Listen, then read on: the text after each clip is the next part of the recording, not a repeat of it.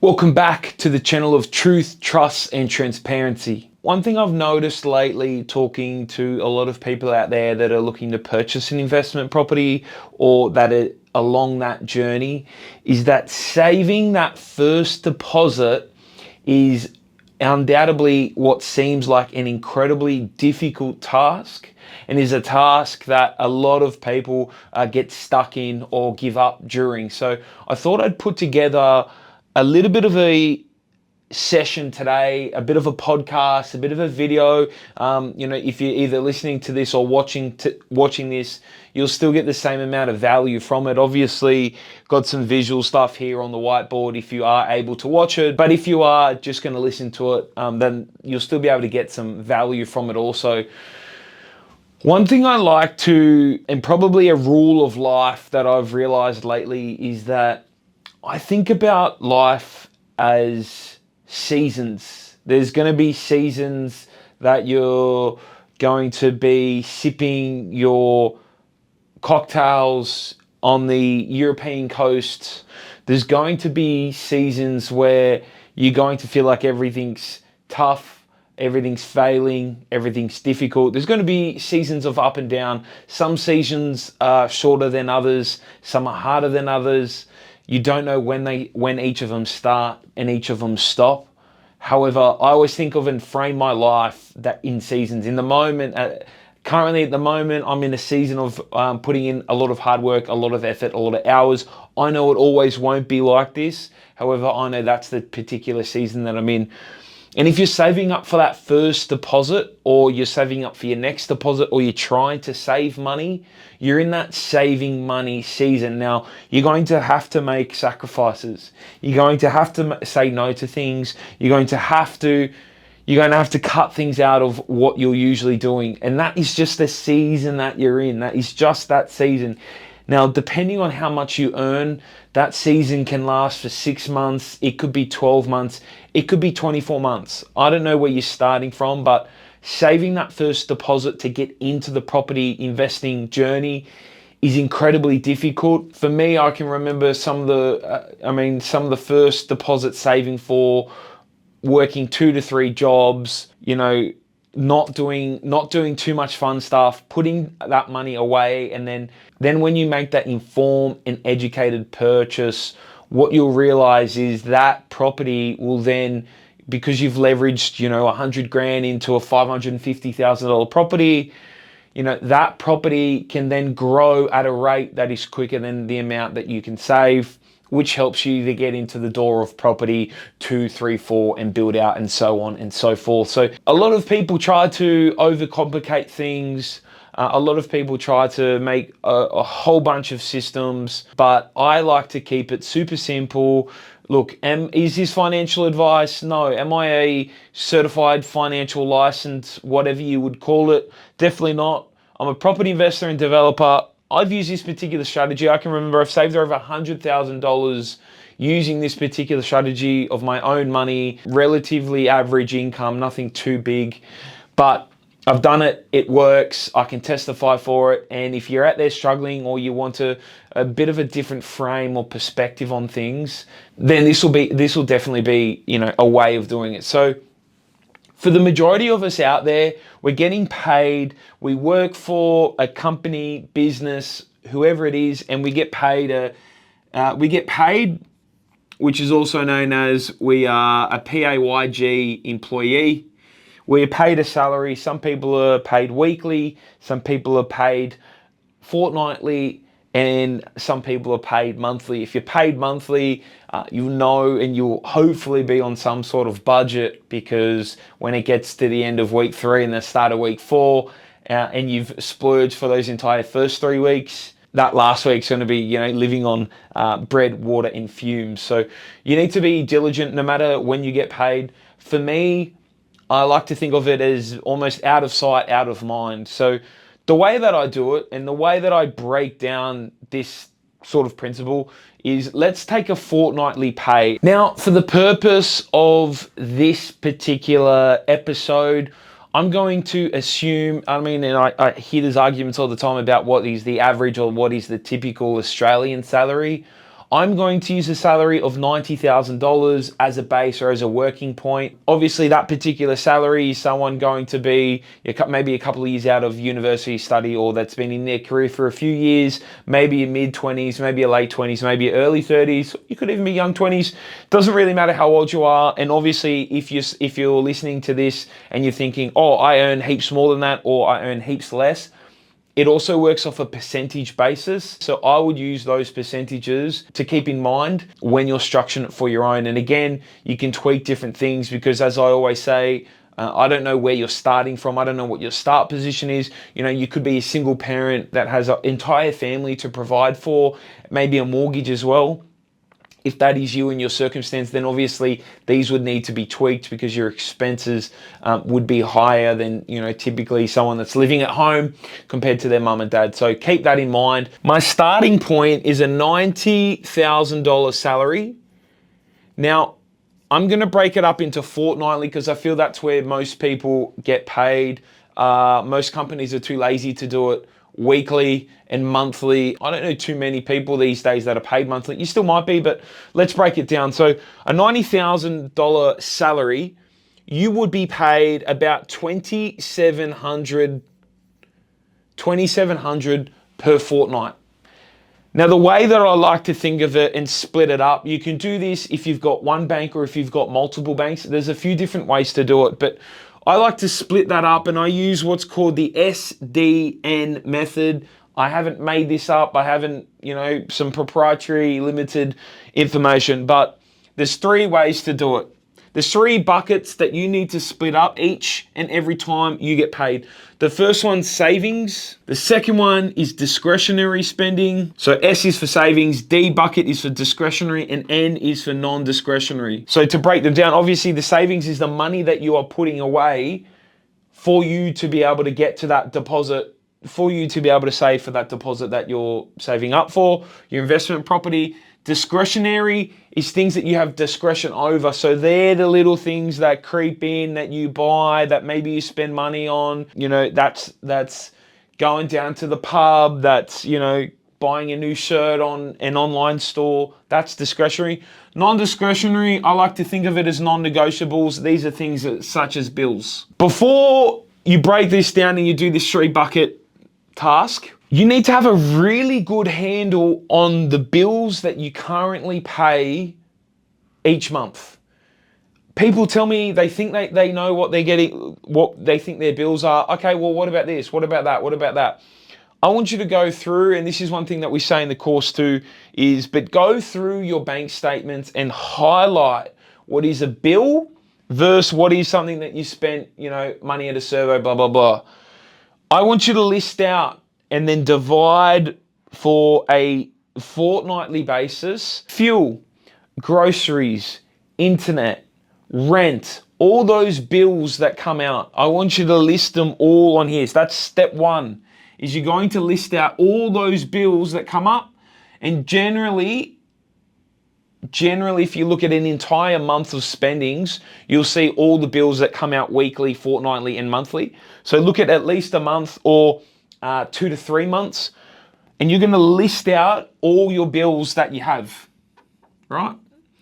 The second step is going to be, after you've listed them, you're going to go through those bills, and I want you to have a really good, hard look at yourself and say, what bills are those that are actually non-discretionary, and what bills are those come into subscriptions, Netflix, all those kinds of things. And just see what they are, because there's a good chance you might be able to clean up a couple of $100 a month in terms of the bills, those ongoing bills that you have that you're not either using. Like it could be, it could be an online subscription platform that you might be paying 50, 60, $80 a month. Are you still using that? Are you still getting value from that? Do you absolutely need it? It might be that you've got 5 streaming platforms. Maybe we can cut that down to maybe 1 or 2. You have one for movies, you have one for sport. You don't need 5, 6, 7, or 8. Maybe you can get the family pack with someone else to share the cost of that. 2 is going to be review. Review all those bills that come in your account, and I want you to be an absolute savage and go through and get rid of the ones that, it could be an old gym fee. Are you still going to the gym 3, 4, 5 times a week? Is there something you can cancel? Sit down, do it. The gyms try to make it an absolute shit fight to cancel, but just do it.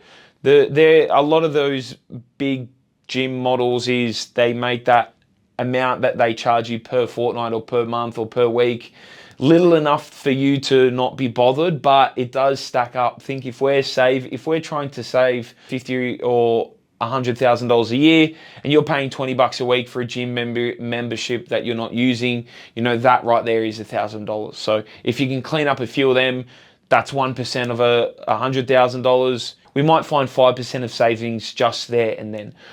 So I want you to not only list out your bills, I want you to be an absolute savage in review and say, what do we actually need and what don't we need? The next one is going to be absolutely eye-opening, and that's your discretionary spending. The issue that I feel like almost every single person on planet Earth has is that they think they know what they're spending, tappa, but when they go through and calculate it, they will be absolutely shocked. When you start to add up, those takeaway on the weekend, eating out on a weekend, breakfast or brunch, you also put in there, you're getting sweets at the servo when you're driving home, you may be doing an online shop and all that kind of stuff. Same thing with discretionary. 1 is going to be review, and step 2 is going to be tally up. Review what you're spending in that month or in those 2-3 months. And then you're going to tally up how much you're spending on discretionary spend, which is food, which is shit you don't need, which is 1,000 beers at the pub on a Friday night, which is putting money in the pokies, all those kind of things. Now, I know you're going to say to me, Dave, I want to live my life, blah, blah, blah. Brother, sisters, live your life once you buy the investment property. Once you buy the investment property and you feel that you only need to put away $150 a week, then you can go live in your life. Remember I said at the start of this episode, we live our life in seasons. We are in the season of grind and hard work. Maybe we need to say no to a few of those extracurriculum activities. And the next is obviously savings. If you have started this yet, or if you haven't, this is the calculation. This is the calculation that you're going to do. Is how much do I need in savings? How much do I need to have saved? So if you're getting into the property market and you go, okay, look, I need to have $100,000 saved. Okay, I need 100 grand. How much do I have in savings? At the moment, I've got $30,000 in savings. Okay, I need 70 grand saved. So what I'm going to do, let's say you need to save up $70,000. I'll take my fortnightly pay, I'd times it by 35%. 35% of my fortnightly pay is $945. Now, how many times do I have to save $945 per fortnight? How many fortnights do I have to save to hit 70K in savings? The answer to that is 74 fortnights, which, if I times it by 2, is 144 weeks. So it's going to take you 3 years. 3 years to hit that savings goal. Now, that's if you're saving 35%. So how do we break this down? So if I'm earning $2,700, again, remember, I don't know your current circumstances, so you might need to tweak this a bit, but a good savings goal is 30 to 35% of your salary. You should be doing all you can to try to hit that per fortnight, per week, per month, whatever that payment cycle is. You take 35% of that and you put it in your savings straight away, so 945. To keep this on a percentage basis, discretionary spending, if you're spending, in my opinion, remember I'm no expert, but in my opinion, if you're spending more than 15% of your fortnightly pay on discretionary spending, more, it's probably too much. So that's $405. Which means 50% of my salary, 50% of my fortnightly salary, which means I'm left with $1,350, 50% of my fortnightly savings goes to my bills, goes to my rent, goes to all that kind of stuff. If you're looking at this and you're thinking, shit, Dave, that's huge. That's a lot of savings, blah, blah, blah. This is what I did to try to meet those principles. Now, the first and foremost, I can hear it already before I've even released the episode that people say, if I'm earning 90 grand and I'm getting 2,700 per fortnight, 1,350 is just not enough for bills and all that kind of stuff. List and review. The biggest bill that's going to be in this is going to be your accommodation bill. If you're living at home, you eat swa. If you're renting, you need to get creative with your renting. I've said this before, and I'll say it again. If you are renting by yourself in a one-bedroom apartment, that is the highest per bedroom rate of renting that you can do as an individual. What do I mean by that? If you go to a suburb where one bedrooms are 500, I guarantee you 2 bedrooms aren't 1,000, and I guarantee you 3 bedrooms aren't 1,500. Just doesn't work like that. 2 bedrooms would be 750, 3 bedrooms would be 900. So unfortunately, remember the season we're in. We're in 3 years of tough grind season. We need to be creative with our accommodation here. So if you're living at home, you don't have to worry about it. Mum and dad, sweet. If you can live with family, friends, to keep that down, perfect. If you're living by yourself, if you're looking at this saying that's unaffordable, I cannot afford that, it's probably because you're living on your own or the place or area that you're living is extremely expensive. This is what I mean. This is what I mean when I say you need to be productive, and I'll show you what I did. When I first lived in the city, I said, look, I'm going to get a flatmate. I'm going to halve the rent and make it easier. I lived in Randwick, Sydney's eastern suburbs, a few years ago now. Now, I was paying $550 in rent. Okay? $550 in rent. So already, if I half that with someone, I'm going to be paying $275 or $550 a fortnight each in rent, which if my other costs are $1,350, it gives me $750 for all my other bills, which is actually a fair bit of money. Rent, groceries, all that kind of stuff. I know it adds up, but this is how savvy I was. $550 in rent. What I realized in the particular suburb that I lived in and in the Sydney's eastern suburbs is garage spaces are at an absolute premium. So I found an apartment that had not only a garage space, but also had a driveway in front. What I was able to do is I was able to rent out the garage space, the lock-up garage, to a photographer to store his gear, $70 a week. $70 a week. Now, the way that I didn't split it 50-50 with my flatmate at the time. Reason is because I took the bigger bedroom with the built-ins and I took the car space. However, I think I was maybe paying $290. Take off my $70, I was paying $220 a week in rent, $440 a fortnight in rent. I just told you on 90 grand, I'm giving you $1,350 a fortnight. $440 of that is on rent. It means I almost have $1,000 in my fortnight to pay all those other bills, which my friends, I can assure you, you can afford to pay. So go through your list of bills. Accommodation is going to be your biggest killer if you can't live with someone that you know for free. You need to be a little bit creative. How I would get this down is I would get a flatmate. I'd live with 1 or 2 flatmates. I get it, and I can hear you now say, hey Dave, I want to live by myself. Suck it up. 2-3 years, suck it up. Because if you do, then you reap the rewards of the investment property, and that will grow and you can keep that forever. But suck up for 2-3 years, live with a mate, live with a friend. Chat to a friend, put a story up, friend of a friend, those kinds of things.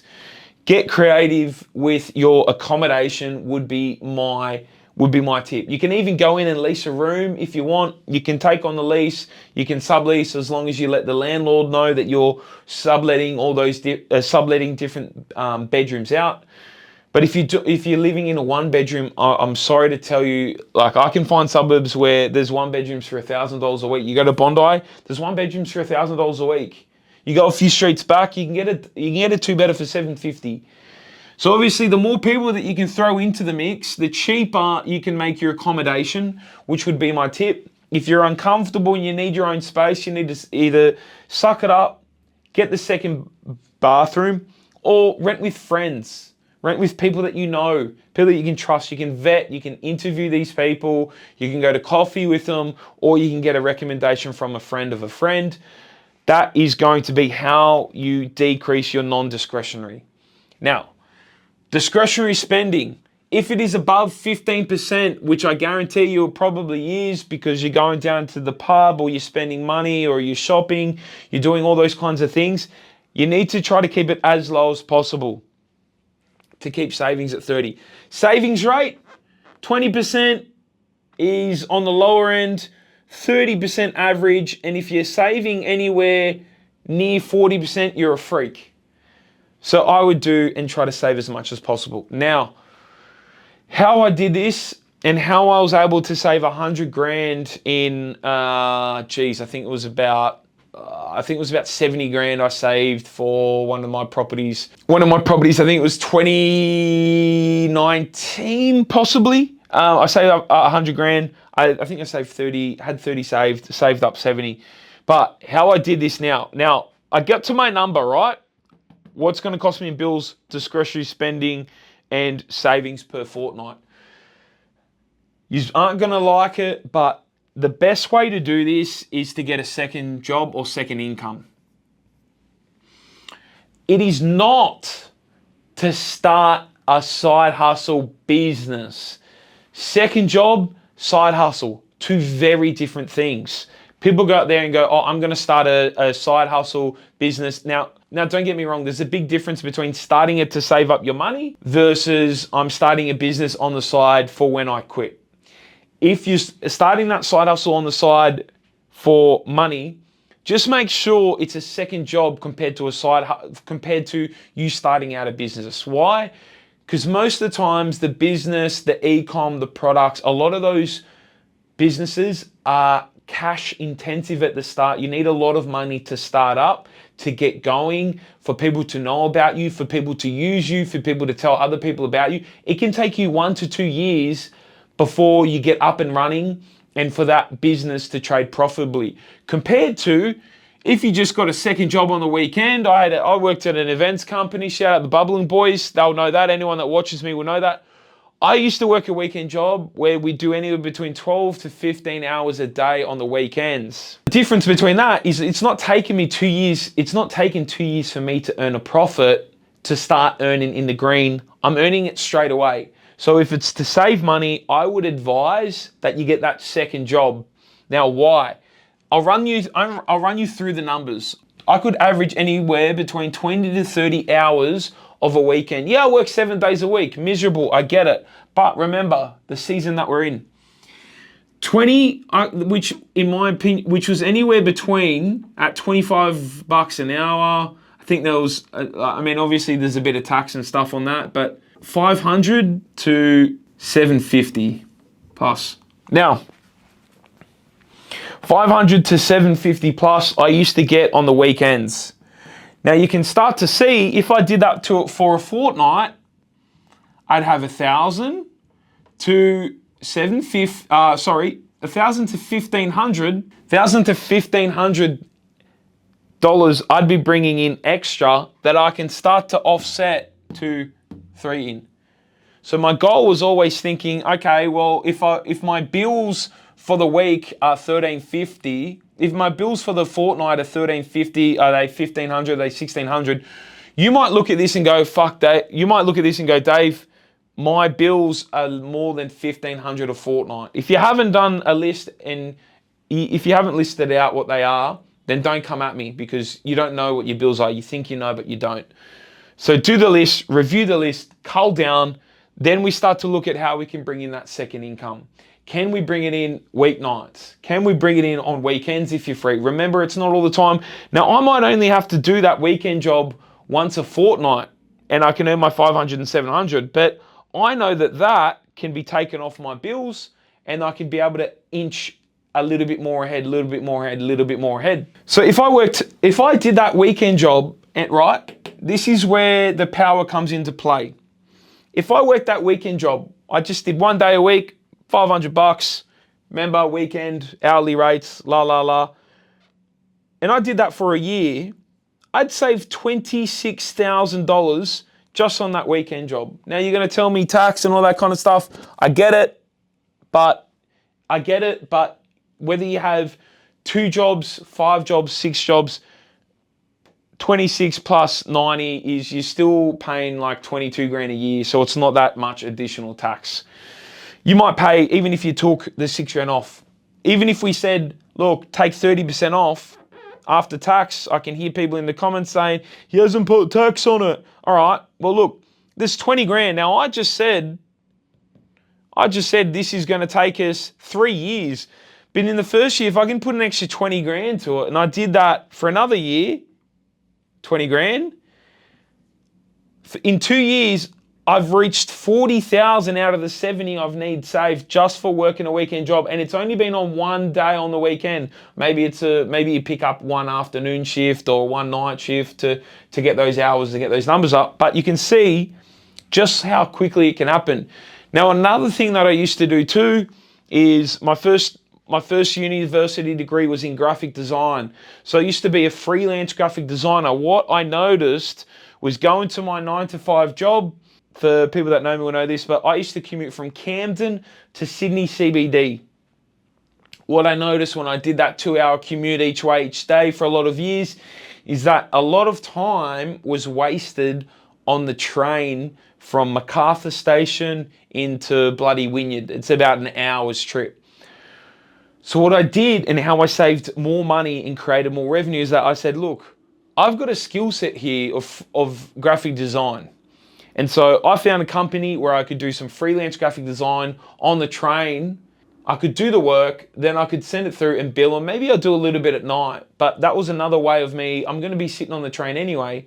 So I could do this freelance graphic design, and a lot of the bills when I'd invoice, every time I got around $1,500 worth of accrued hours, I used to bill and send them an invoice because I knew if I send them that invoice, that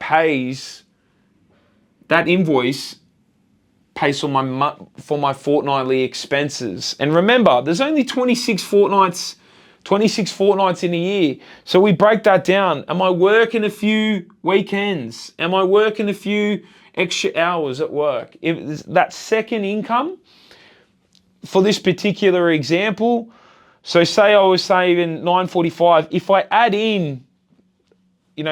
in on average an extra $500 a fortnight, an extra, call it $600 a fortnight.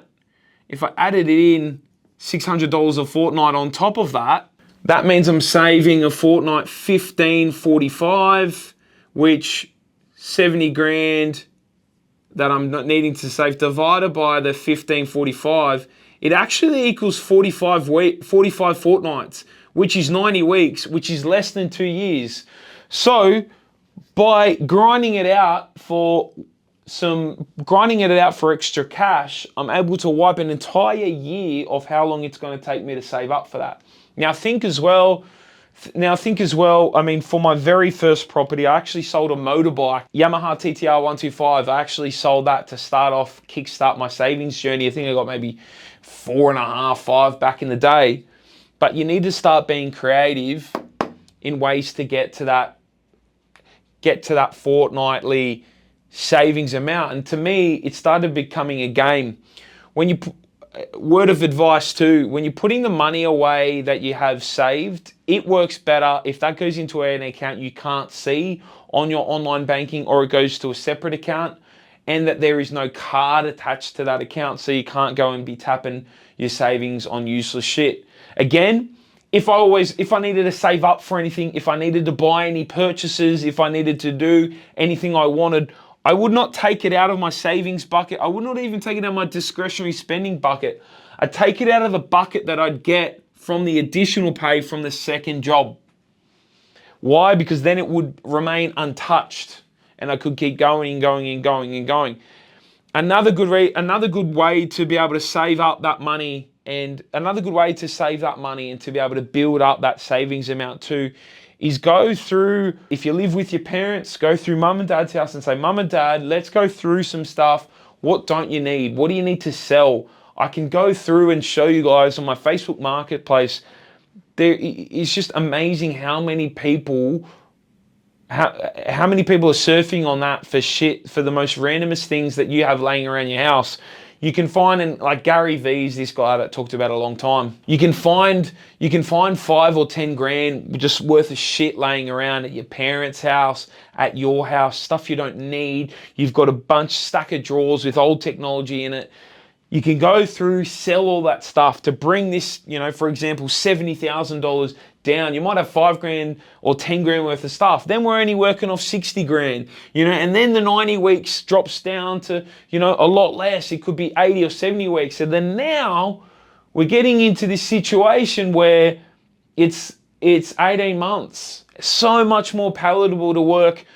If someone told you and you're struggling to get in the property market, if all you need to do is follow a savings plan, you need to work a day on the weekend, and you just need to be monitoring it, and in 18 months you'd have the money to go into, then you'd be all over that. I guarantee you guys would honestly be all over that. So to summarize the savings plan, I think and I believe if you can aim to save around 30 to 35% of your take-home pay, whether it's weekly, fortnightly, monthly, that's the target. Anything above that is a plus. Anything less than that, let's investigate how we can increase that savings amount. Is it because our discretionary spending is too high? Because if our discretionary spending is above 15%, in my opinion, you're spending a little bit too much on the play money, on the fun money. We need to reel it back in a bit. So try to get discretionary spending as low as possible. Or you might say your discretionary spending is at 0, and if you work an extra, job on the weekend or an extra shift, that money there goes into a separate account. That's fun money. That's labeled fun money, discretionary, any of that kind of stuff. So it might be, Dave, I've actually got more bills, more than 50% of my take-home pay. Okay, well, if it's 60, save 35, use your 60 on your bills, and you're not going to have enough in your discretionary spending. You're going to say, Dave, it's not going to have fun.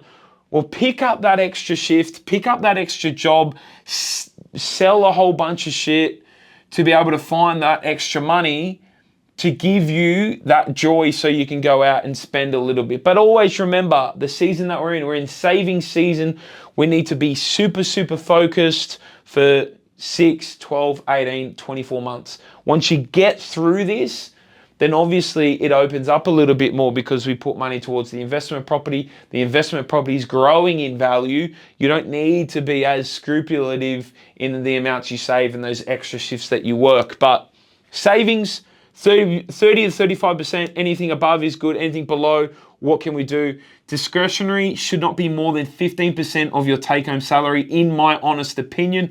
If it is, rein it back in. If it's lower, great, fantastic.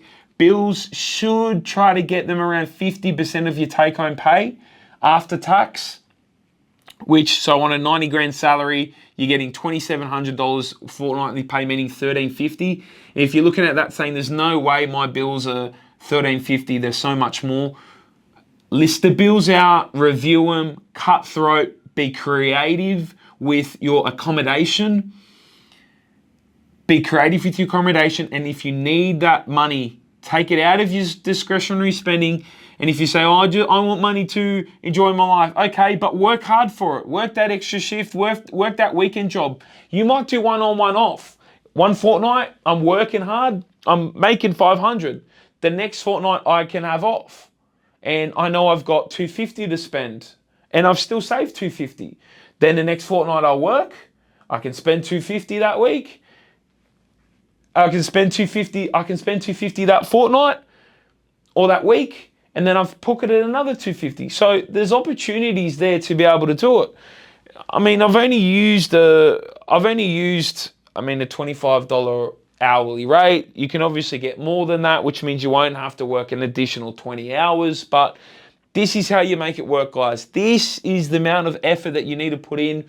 This, in my opinion, is These are your percentage splits. So your bills, trying to get them as low as possible. Get creative with your accommodation if you live out of home, and be savings mode for 6 to 12, 18 months. If you have any questions, thoughts, theories, anything you want to share with me, let me know in the comments. Find me on social media and happy to have a chat. But for me, and it'll obviously, I'll love to tell the story one day, but for me, it was having 3 to 4 part-time jobs or jobs on the side. It was graphic design. It was weekend jobs. It was all those jobs that filled up the time that I was going to spend anyway. It was playing soccer. It was coaching soccer. It was all those sorts of things where I could pull and bring in more money to be able to offset and put as much in savings as possible, and then get really creative around what my bills are, how can I avoid them, how can I bring them down. Let me know your thoughts, theories, questions, emotions. As always, I'll see you tomorrow.